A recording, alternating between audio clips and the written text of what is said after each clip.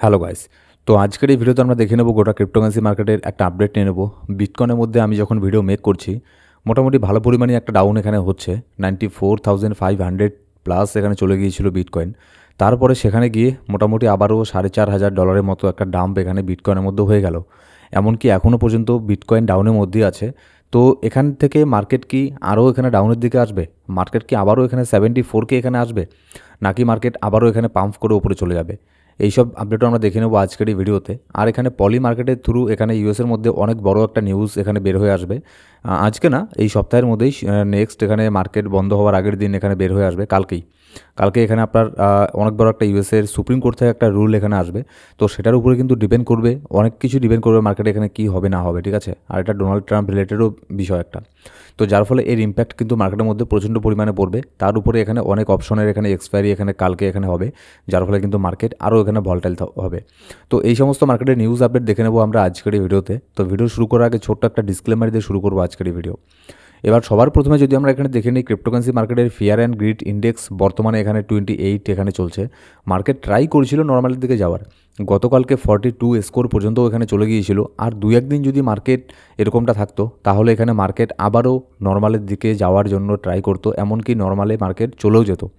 কিন্তু না, বিটকয়েন এখানে একদম ধরে নিয়েছে যে উপরের দিকে এখানে যাবেই না। উপরের দিকে গেলেও এখানে মার্কেটের মধ্যে আবারও হিউজ পরিমাণে প্যানিকের সেন্টিমেন্টই এখানে নিয়ে আসবে। কিন্তু আবারও মার্কেট এখানে এক্সট্রিম ফিয়ারের দিকেই এখনও পর্যন্ত এখানে যাচ্ছে। আজকে ফিয়ারের মধ্যে আছে মার্কেট। এখান থেকে যদি আর $2,000 এখানে নিচের দিকে নামে, তাহলে মার্কেট আবারও আগে যেরকমটা ছিল এক্সট্রিম ফিয়ারের মধ্যে, সেই ফিয়ারের মধ্যে আবারও এখানে চলে যাবে। জাস্ট এখানে 2-3 দিনের জন্য মার্কেট এখানে ট্রাই করছিল এখানে পাম্প হওয়ার। কিছু কিছু কয়েন ভালো পরিমাণে পাম্পও এখানে হচ্ছিল। কিন্তু দেখুন, এখানে বিটকয়েন যদি এখানে ডাউন হয়, তাহলে সেক্ষেত্রে আর এখানে করার কোনো কিছু থাকে না।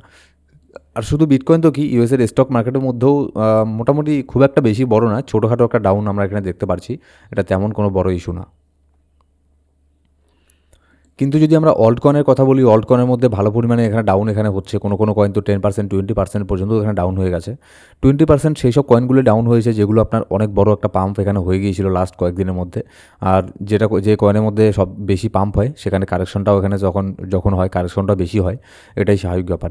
কিন্তু এখানে আরেকটা জিনিস কি, পাম্প হয় এখানে 5%, ডাম্প হয় 10%। পাম্প হয় এখানে 20%, এখানে ডাম্প হয় 30%। তো এই বিষয়গুলোই আর কি চলছে মার্কেটের মধ্যে। তার উপরে এখানে গতকালকে আপনাদের আমি ভিডিওতে বলেছিলাম, যদি ইটিএফের থেকে সেলিং আসে, তাহলে কিন্তু মার্কেট ডাউনের দিকে যাওয়ারই এখানে চান্স থাকবে, কারণ মার্কেট প্যানিক হয়ে যায়, ঠিক আছে। ইটিএফ থেকে যদি $1 মিলিয়ন বিটকয়েনকেও সেল করে না, তাও মার্কেটের উপরে তার প্রভাব পড়ে।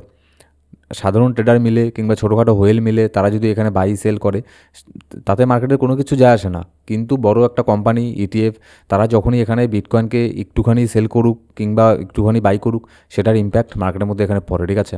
আর এটা আমরা দেখতে পেরেছি গতকালকে 7 জানুয়ারি ইটিএফের তরফ থেকে ভালো পরিমাণে একটা সেলিং প্রেশার আমরা দেখতে পেরেছি। ইটিএফ কিন্তু এখানে আবারও সেই তাদের সেলিং নেচারটাই এখানে ফিরে আসছে এখানে মার্কেটের মধ্যে। বাই করছে 2 দিন 3 দিন, কিন্তু সেল করছে কন্টিনিউ। যখন সেল করে কন্টিনিউ এখানে 5-7 দিন সেল করতেই থাকে। যেমন গতকালকেও সেল করেছে, তার আগের দিনও কিন্তু সেল করেছে। আর আজকে যতদূর সম্ভব আজকেও তারা হয়তো মেবি এখানে সেলই করবে। আর আজকেও যদি এখানে সেল করে, তাহলে বিটকয়েনের মধ্যে কিন্তু আরও একটা ডাম্প এখানে হতে পারে।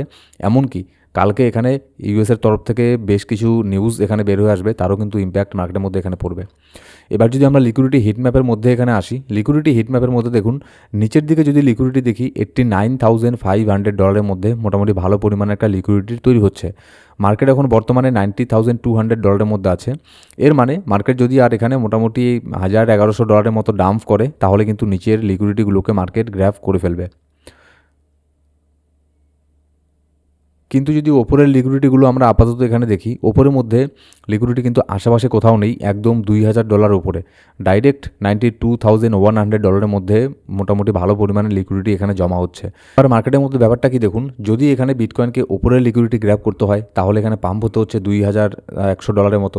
আর নিচের লিকুইডিটি যদি গ্র্যাব করতে হয় মার্কেটকে, তাহলে এখানে ডাম্প এখানে হতে হচ্ছে মোটামুটি $500-600 মতো। তাহলে যতদূর সম্ভব মার্কেট নিচের লিকুইডিটিগুলোকে গ্র্যাব করেই তারপরেই মার্কেট এখানে উপরের দিকে যাবে।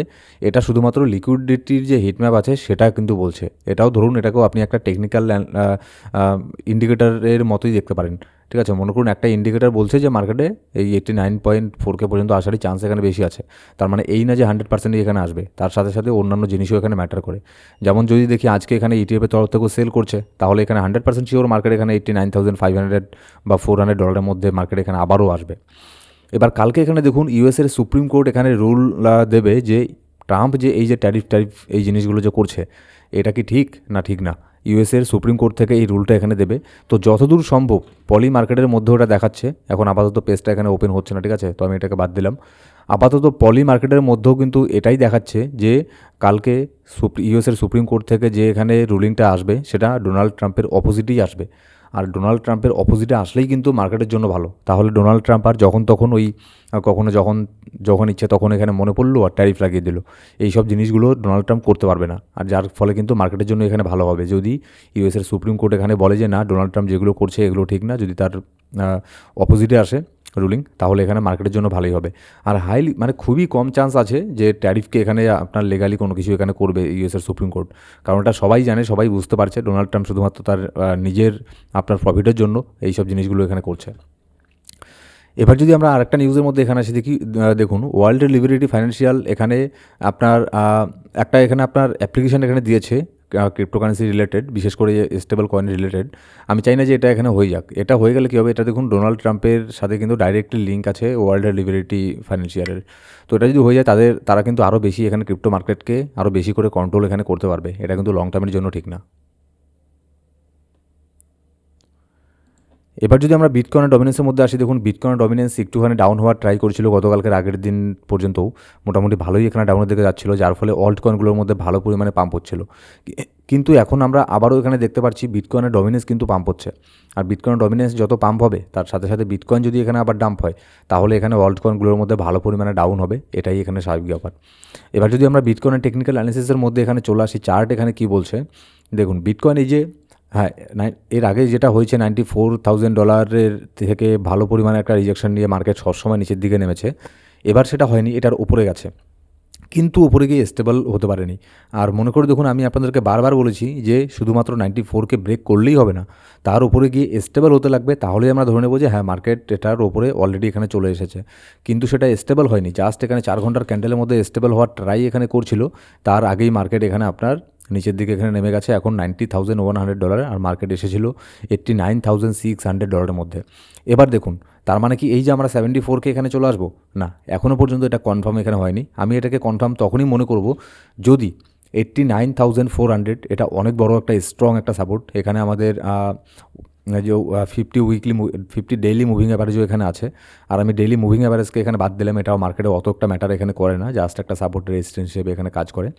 তো যাই হোক, ছোটোখাটো একটা এখানে মুভিং অ্যাভারেজেরও সাপোর্ট এখানে পাবে 89.4K মধ্যে আশেপাশে, তার উপরে এটা কিন্তু অনেক বড় একটা সাপোর্ট, ঠিক আছে।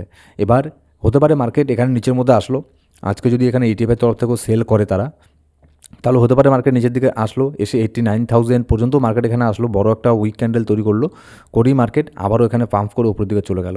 তাহলে আমরা সেক্ষেত্রে এখানে বলি না যে মার্কেট 89.4K ব্রেক করে দিয়েছে, ঠিক আছে।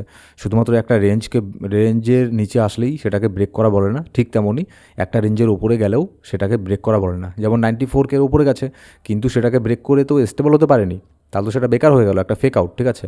ঠিক তেমনই মার্কেটে এর অপোজিট জিনিসগুলোও কিন্তু এখানে হয়ে থাকে।